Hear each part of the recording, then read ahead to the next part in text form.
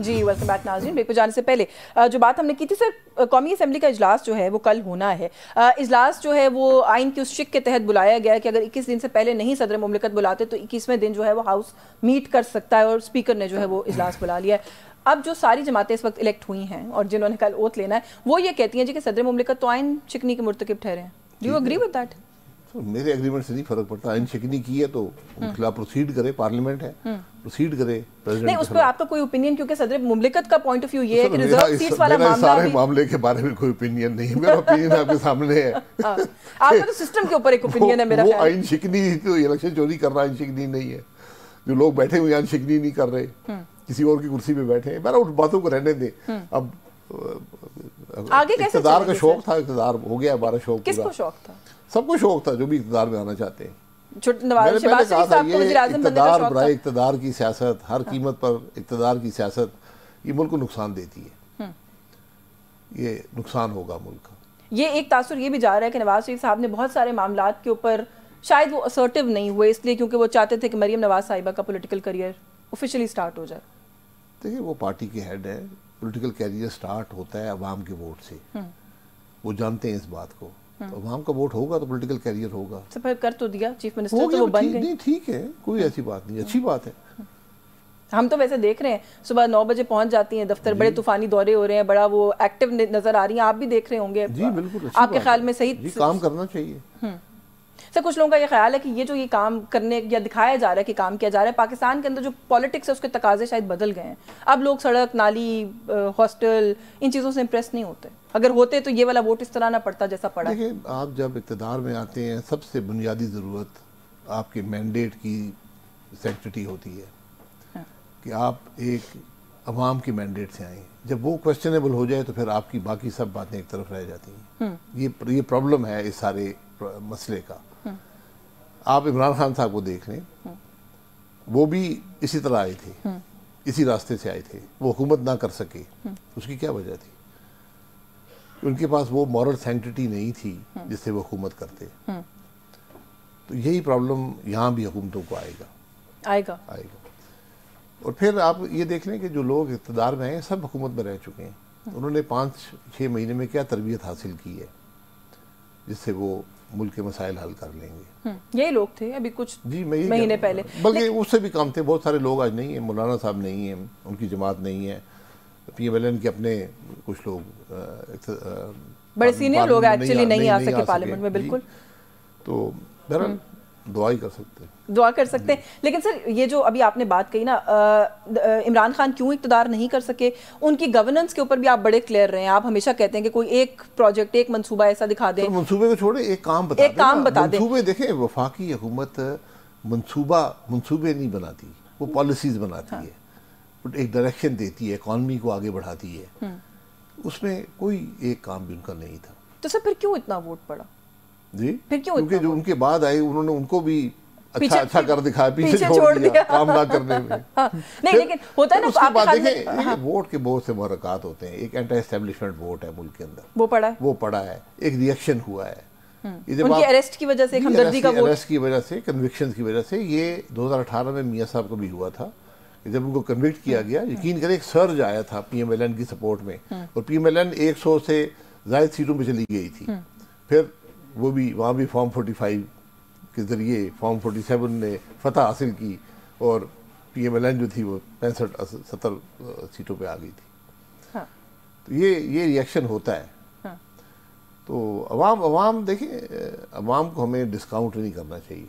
अगर हमारा रवैया ये होगा अवाम नहीं जानते, हम बेहतर जानते हैं, तो फिर मुल्क नहीं चलते। अवाम, पाकिस्तान के अवाम ने, मैंने देखा, हमेशा सही फैसले किए। सही फैसले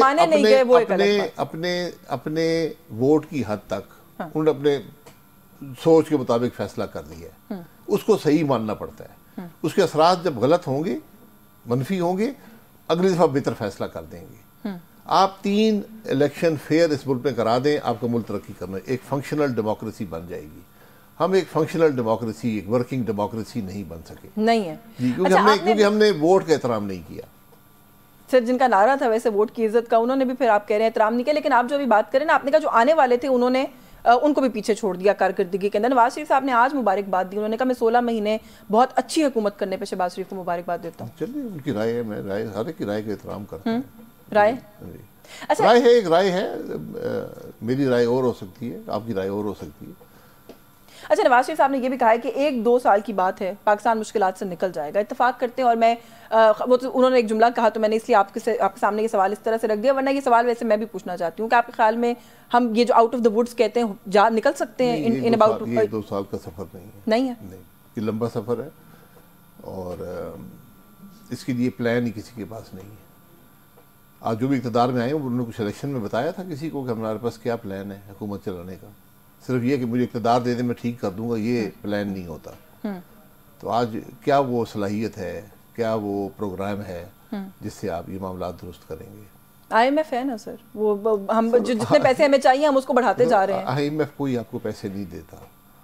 ये IMF तो एक ऐसी चीज़ होती है जिसको लोग शर्मिंदगी से उसका जिक्र करते हैं कि हम नाकाम हो गए, हम आखिरी जो हरबा है वो IMF होता है। हम IMF पे फख्र करते हैं कि हम IMF प्रोग्राम में चले गए। सर बहुत फख्र करते हैं। हमने रिव्यू मुकम्मल कर लिया। आज पूरा दिन खबर चलती रही है कि चीन ने अपने हमारा कर्ज रोल ओवर करने का फैसला कर लिया और हमने बड़े फख्र से ये कौम को सुबह से बात बताई है कि रोल ओवर हो जाएगा तो परेशान नहीं होना, यानी हम कर्ज पर चलते हैं। सर लेकिन IMF का भी जहाँ पर मामला है, पाकिस्तान तहरीक इंसाफ की तरफ से खत लिखने का जो मामला है, इसको कैसे देखते हैं? गलत बात है, उनका कोई काम नहीं है। आप इलेक्शन में जो कुछ हुआ उसके बारे में आप दुआ करें और तारीख से दरख्वास्त करेंगे, उसकी हक़ाइक़ अवाम के सामने आ जाएंगे किसी दिन। हो गया फॉर्म 47 हमेशा जीतता है, वो जीत गया है। मुल्क हमेशा हार जाता है बदकिस्मती से, जब फॉर्म 47 जीतता है तो मुल्क हार जाता है।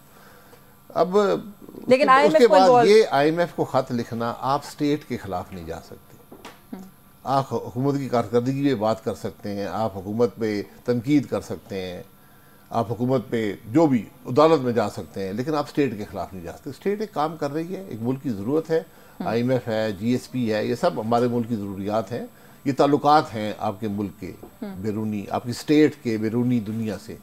आप उस पर इस तरह ये चीज़ें नहीं कर सकते, ये नहीं करना चाहिए, नहीं करना चाहिए। ये मैं इसको गैर कानूनी समझता हूँ। अच्छा, फॉर्म इसको अनएथिकल समझता हूँ और इसको मुल्क के नुकसानदेह समझता हूँ। आप कह रहे हैं फॉर्म 47 हमेशा जीत जाता है, आपको हाउ डू यू, सड़कों की अगर मैं खाली बात करूं, आपको आने वाले दिनों में उसकी सूरत हाल कैसी लग रही है? आप ANP की बात करें, वो प्रोटेस्ट करने के लिए बाहर निकले हुए हैं। आप बलूचिस्तान में जाके देखें, 4 जमातों ने इत्तेहाद कर लिया, वो कहते हैं हम प्रोटेस्ट करेंगे। सिंध में 2-3 जमातें इकट्ठी होकर प्रोटेस्ट कर रही हैं। पाकिस्तान तहरीक इंसाफ के लिए वो कहते हैं कि जी जब उन्होंने कोई थोड़ी बहुत 4 सीटों का उनका मसला था तो वो यहाँ पे 3 महीने बैठे रहे थे, अब तो वो कहते हैं हमारी 80 सीटें, वो छोड़ेंगे इस इशू को।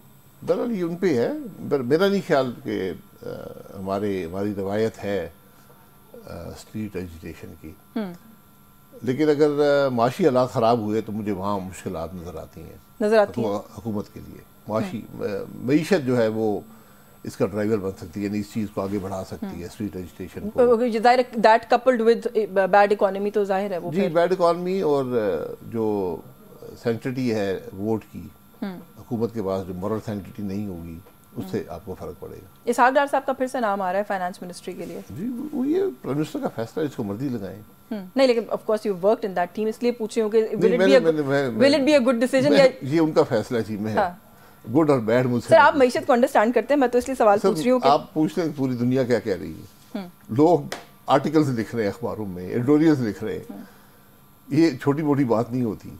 कुछ लोगों को नजर आता है ना, तो मेरा डार साहब को खुद चाहिए कि जरा इस फैसले से किसी और मिनिस्ट्री में काम कर लें, कोई और काम कर लें। बहुत से काम होते हैं हुकूमत के अंदर, फाइनेंस मिनिस्ट्री के पे उन पे काफ़ी उंगलियां उठती हैं। पाकिस्तान पीपल्स पार्टी और नून लीग चला लेंगे मामलात को, क्योंकि ये भी स्पेकुलेशन बड़ी जोर से ऑन है कि ये तो कुछ दिनों की बात है, ये जो मैरिज ऑफ कन्वीनियंस है या इनकन्वीनियंस है, इट वोंट लास्ट।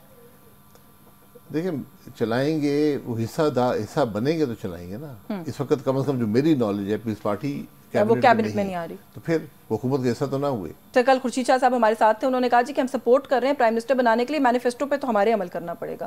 मेक और ब्रेक सिचुएशन में हम हैं, फिर उसको आए ना कैबिनेट में आके अमल करवाए ना। हाँ। ये आप नहीं कर सकते कि मैं बाहर बैठा रहूं और हुकूमत कोई और चलाए और जिम्मेदारी उसकी हो और मैं सपोर्टर बना रहा हूँ।